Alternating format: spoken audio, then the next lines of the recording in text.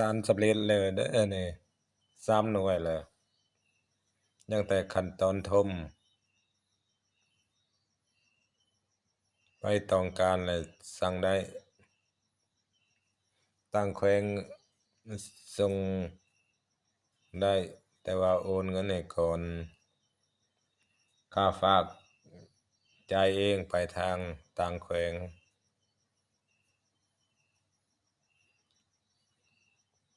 เลยลูกค้าเก่าใครสนใจก็สั่งได้เด้อ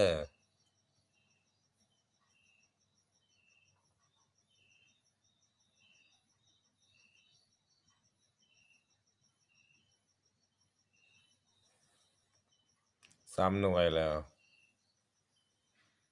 เนื้อสวยอุ่นๆ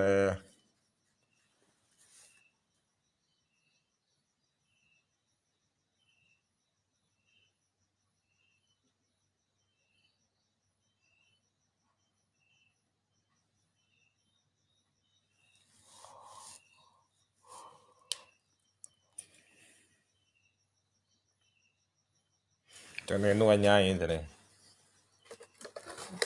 หน่วยใหญ่นึตัวนี้หน่วยน้อยตัวนี้ประมาณ6-7 คนกินอิ่ม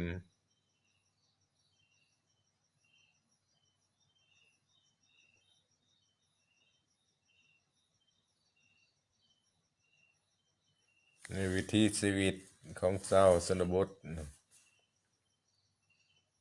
เกี่ยวกับการจักสาน